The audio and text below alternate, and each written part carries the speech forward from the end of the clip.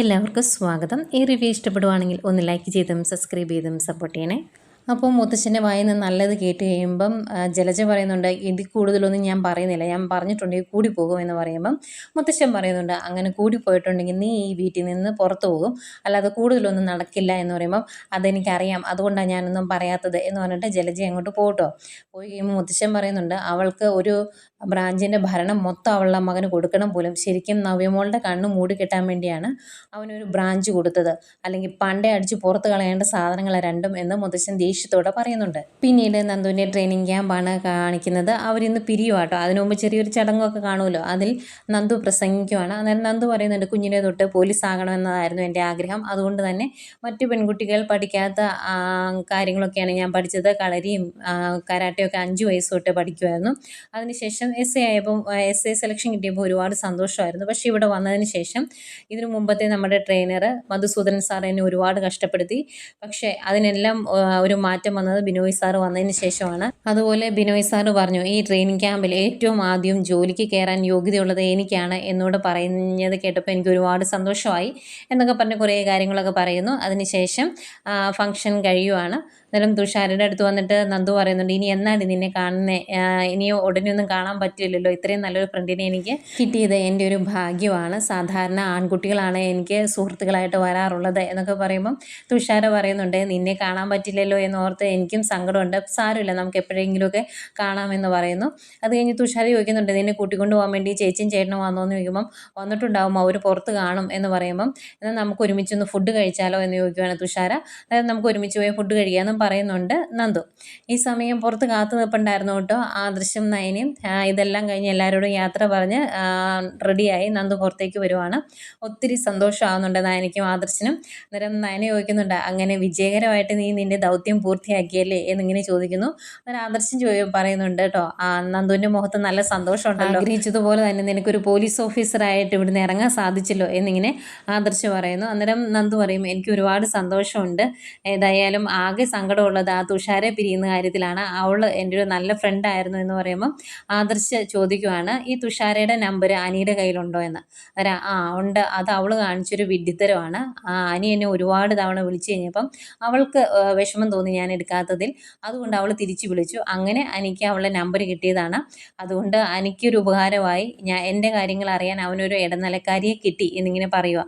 അന്നേരം നയന ചോദിക്കുന്നുണ്ട്, എത്രയൊക്കെ പറഞ്ഞിട്ടോ അനി എന്താ ആദർശേട്ടാ കേൾക്കാത്തത് എന്ന്.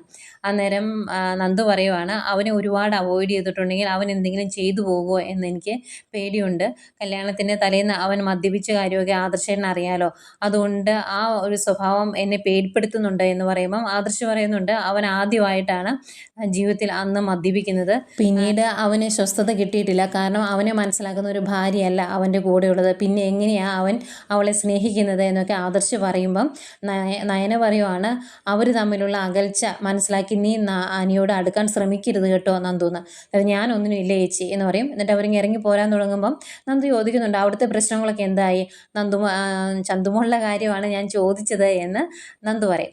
അന്നേരം അതൊന്നും ആയില്ല, ഞാനാണ് തെറ്റുകാരൻ എന്നാണല്ലോ എല്ലാവരും വിചാരിച്ചിരിക്കുന്നത്, അത് ആ രീതിയിൽ തന്നെ പോകുന്നു, നിനക്ക് എന്നെ എന്തെങ്കിലും സംശയം ഉണ്ടോ എന്ന് ചോദിക്കും നന്ദുവിനോട് ആദർശ്. അന്നേരം നന്ദു പറയും, ഇല്ല എനിക്ക് ആദർശേൻ്റെ സംശയമൊന്നുമില്ല, ആദർശേട്ടൻ അങ്ങനെ ഒരു കാര്യം ചെയ്യില്ല എന്ന് എനിക്ക് ഉറപ്പുണ്ട് എന്ന് പറയുമ്പം ആദർശ് പറയുന്നുണ്ട്, അത് മതി എനിക്ക്, എന്നെ വിശ്വസിക്കുന്നവർ ഞാൻ ആ തെറ്റ് ചെയ്യില്ല എന്ന് ഉറച്ചു വിശ്വസിക്കുന്നുണ്ട്, അത് മതി, അല്ലാത്തവരുടെ കാര്യം ഓർത്ത് വിഷമിച്ചിട്ട് കാര്യമില്ലല്ലോ, മോളുടെ അച്ഛനും അമ്മയൊക്കെ എന്നെ ഒരു ശത്രുവിനെ പോലെയാണ് ഇപ്പോൾ കാണുന്നത് എന്നൊക്കെ ഇങ്ങനെ ആദർശ് പറയുന്നുണ്ട്. എന്നിട്ട് അതിൻ്റെ കൂടെ ആദർശ് പറയും, വേറെ ആരും എന്നെ അംഗീകരിച്ചില്ല മനസ്സിലാക്കിയില്ലെങ്കിലും നയന എന്നെ മനസ്സിലാക്കുന്നുണ്ട്, അത് മതി എന്ന് പറയുന്നെങ്കിൽ അയ്യോ ഭയങ്കര സന്തോഷം നയനയുടെ മുഖത്ത്. ഏതായാലും അവിടെ നിന്ന് പോരുവാണ്. ഈ സമയം കനകയും ഗോവിന്ദനും ഇങ്ങനെ നോക്കിയിരിക്കുക കേട്ടോ നന്ദുവിനെ. അന്നേരം കനകാശവും മോളിങ്ങ് വന്നില്ലല്ലോ എന്ന് പറയുമ്പം ആദർശം നയനയും കൂടിയല്ലേ വിളിക്കാൻ പോയേക്കുന്നേ, അയാളെ കാണുമ്പോൾ മിണ്ടാൻ പോലും എനിക്കിനി ബുദ്ധിമുട്ടാണ് എന്ന് ഗോവിന്ദൻ പറയുന്നു. ഏതായാലും അന്നേരം കനകയും അതിന് സൈഡ് പിടിക്കുന്നുണ്ട്, എനിക്കും അതെ ഗോവിന്ദേട്ടാ, എനിക്ക് അവനോട് മിണ്ടുന്നതേ ഇഷ്ടമല്ല എന്ന് പറയുന്നുണ്ട്. ഇവരിങ്ങനെ സംസാരിച്ചുകൊണ്ടിരിക്കുമ്പോഴേക്കും അവർ വരുവാണ്. അന്നേരം നന്ദുവിനെ കാണുന്നതെങ്കിൽ ഭയങ്കര സന്തോഷമാണ് രണ്ടുപേരുടെ മുഖത്ത്. തൊട്ട് പുറകെ ഡോറ് തുറക്കുന്ന ആദർശാണ്. അന്നേരത്തേക്കും രണ്ടെണ്ണത്തിൻ്റെ മുഖം അങ്ങ് മങ്ങും. ഏതായാലും നന്ദു അകത്തോട്ട് കയറി ചെല്ലുമ്പോഴേക്കും ഓടി വന്ന് കെട്ടിപ്പിടിക്കുന്നുണ്ട്. അയ്യോ എൻ്റെ നന്ദുട്ടൻ എന്ന് പറഞ്ഞ് ഭയങ്കര സന്തോഷം. അന്നേരം ഗോവിന്ദൻ നന്ദുവിനോട് പറയും, ഏതായാലും മോൾ ആഗ്രഹിച്ച പോലെ തന്നെ ഒരു പോലീസ് ഓഫീസറായിട്ടാണല്ലോ തിരിച്ചു വന്നത്, ഒരുപാട് സന്തോഷമായി എന്ന് പറയും. അത് കഴിഞ്ഞ് ആദർശിൻ്റെ മുഖത്തേക്ക് നോക്കുമ്പോഴേക്കും മുഖം അങ്ങ് മങ്ങും, മിണ്ടാനൊക്കെ ഭയങ്കര ബുദ്ധിമുട്ട്. എന്നിട്ട് അവരകത്തേക്ക് പോകുമ്പം ഗോവിന്ദൻ പറയുന്നുണ്ട് കേട്ടോ, എല്ലാവരും അകത്തേക്ക് വാ എന്ന്. അകത്തേക്ക് പോകുന്നു. അന്നേരം ആദർശിനൊരു മടി അകത്തോട്ട് പോകാൻ. ആദർശ് അവിടെ തന്നെ നിൽക്കുക. എന്നിട്ട് നയനോട് ചോദിക്കുന്നുണ്ട്, നയനെ ഞാൻ അകത്തേക്ക് വരണോ അതോ പുറത്ത് വെയിറ്റ് ചെയ്യണോ എന്ന് ചോദിക്കുക. അന്നേരം നയന, ആദർശേട്ടൻ എന്താ അച്ഛനെയും അമ്മയും പോലെ തന്നെ തുടങ്ങുന്നത്, അവരാണെങ്കിൽ തെറ്റിദ്ധാരണ തലയ്ക്ക് പിടിച്ച് ഇങ്ങനെയൊക്കെ പെരുമാറുന്നത്, അങ്ങനെയല്ലല്ലോ നമുക്ക് സത്യങ്ങളൊക്കെ എല്ലാം അറിയാമല്ലോ, അതുകൊണ്ട് ആദർശനകത്തോട്ട് വായെന്ന് പറഞ്ഞ് ആദർശനകത്തോട്ട് കൂട്ടിക്കൊണ്ട് പോവുകയാണ്. അകത്ത് ചെല്ലുമ്പം നന്ദു ചോദിക്കുന്നുണ്ട്, നിങ്ങൾ എന്താ ഇങ്ങനെയൊക്കെ പെരുമാറുന്നത്, ആദർശേട്ടൻ അങ്ങനെ ഒരു തെറ്റ് ചെയ്യില്ല എന്ന് നിങ്ങൾക്ക് ഊഹിക്കാവുന്നതല്ലേ ഉള്ളൂ എന്നൊക്കെ ഇങ്ങനെ പറയുന്നു. അന്നേരം അകത്തേക്ക് കയറി ചെല്ലുന്ന ആദർശിനെ കാണുമ്പോഴത്തേക്കും ഭയങ്കര ബുദ്ധിമുട്ട് കനയ്ക്ക്. പിന്നെയും ഞാൻ എന്തെങ്കിലും കുടിക്കാൻ എടുക്കാമെന്ന് പറഞ്ഞാൽ അവിടെ നിന്ന് പെട്ടെന്ന് അങ്ങ് പോകാൻ തുടങ്ങുക. അന്നേരം നയന പറയും, അമ്മ അവിടെ നിന്നേ, ഞങ്ങൾ വെള്ളമൊക്കെ കഴിച്ച് കുടിച്ചിട്ടാണ് വന്നത്, ഇവിടെ ഇരുന്ന് എന്തെങ്കിലും സംസാരിക്കുക എന്ന് പറയും. അന്നേരം അയ്യോ എനിക്കൊന്നും സംസാരിക്കാനില്ല എന്ന് പറഞ്ഞ് കനക അകത്തേക്ക് പോവുകയാണ്. അന്നേരം ഗോവിന്ദൻ ഇത്തിരി ഇഷ്ടക്കേടോടെ പറയുന്നുണ്ട്, ആദർശ് ഇരിക്കുകയെന്ന്. ഏതായാലും ആദർശ് അവിടെ ഇരിക്കുന്നു. ഇരുന്നിട്ട് ആദർശ് പറയുന്നുണ്ട്, അച്ഛാ നിങ്ങൾ ഇങ്ങനെ കാണിക്കാൻ മാത്രമൊക്കെയുള്ള തെറ്റൊന്നും ഞാൻ ചെയ്തിട്ടില്ല എന്ന് പറയുമ്പം ഗോവിന്ദൻ തിരിച്ചു പറയുന്നുണ്ട്, മോൻ തെറ്റൊന്നും ചെയ്തിട്ടില്ല എന്ന് പറയുന്നുണ്ട്, പക്ഷേ ചന്തുമോളുടെ അച്ഛൻ മോനാണ് എന്നും പറയുന്നുണ്ട്. ഇത് രണ്ടും കൂടെ പൊരുത്തപ്പെട്ടു പോകത്തില്ല, അല്ലെങ്കിൽ അതിനുള്ളിലെ കാര്യം എന്താണ് എന്ന് ഞങ്ങൾ അറിയണം.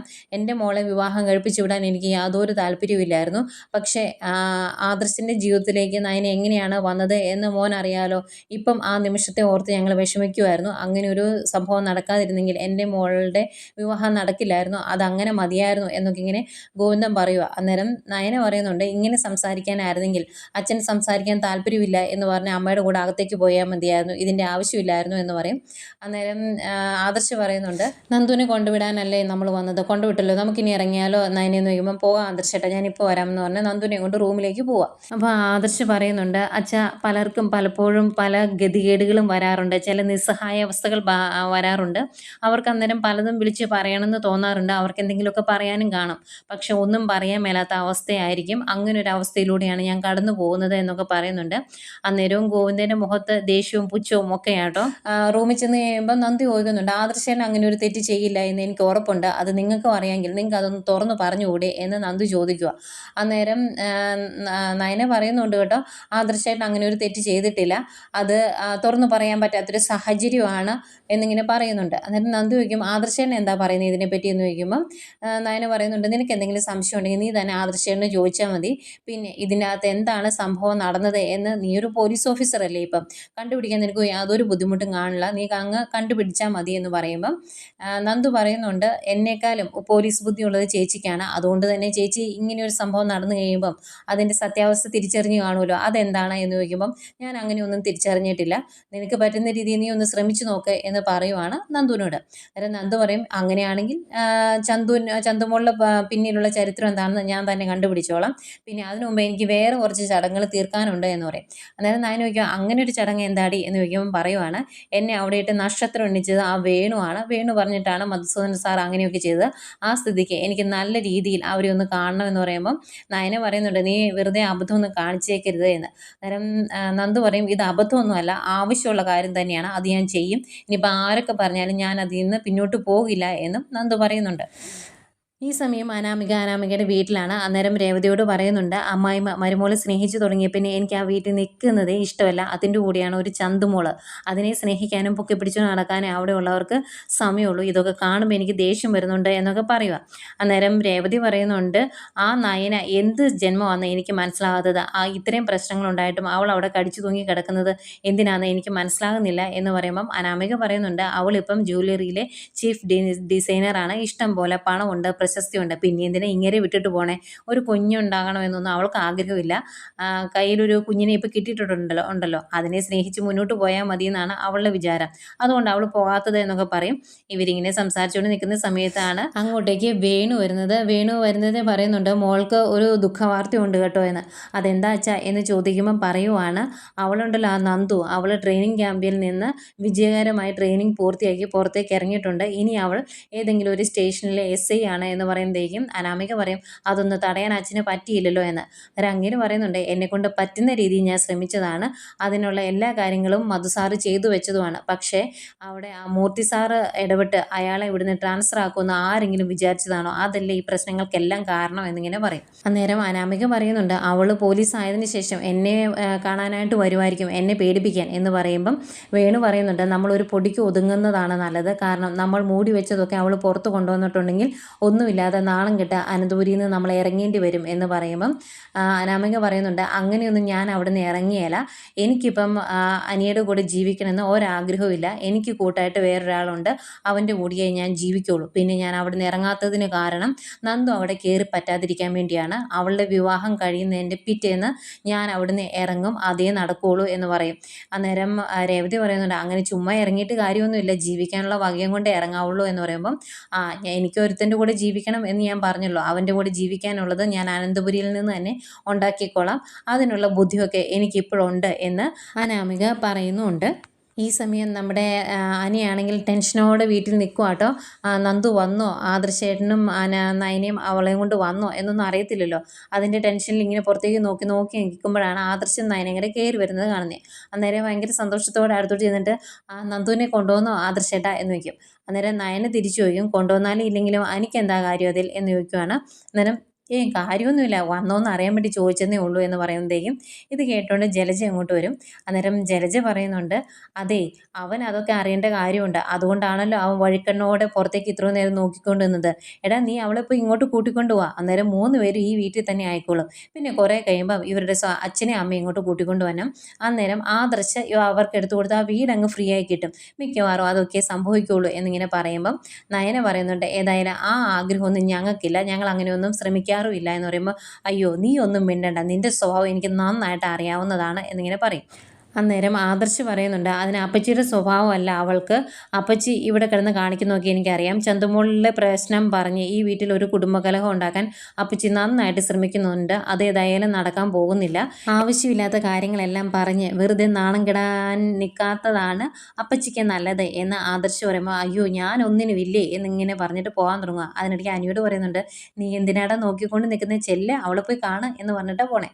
അവരങ്ങ് പോയി കഴിയുമ്പോഴേക്കും ആദർശ് പറയുന്നുണ്ട് അനി ഒരു കാര്യം ഞാൻ പറഞ്ഞേക്കാം, അവൾ നാട്ടിൽ വന്നു എന്ന് കരുതി അവളെ കാണാൻ വേണ്ടി പോയിട്ടുണ്ടെങ്കിൽ ഇതിനു മുമ്പ് ഇങ്ങനൊരു കാര്യത്തിനാണ് ഇളയച്ചൻ നിന്നെ തല്ലിയത്, ഇനി ഞാൻ തല്ലേണ്ടി വരുമെന്ന് പറയുമ്പോൾ ആകെ വിഷമത്തോടെ നിൽക്കുന്ന അനിയെ കാണിച്ചുകൊണ്ട് ഇന്നത്തെ എപ്പിസോഡ് അവസാനിക്കുന്നു.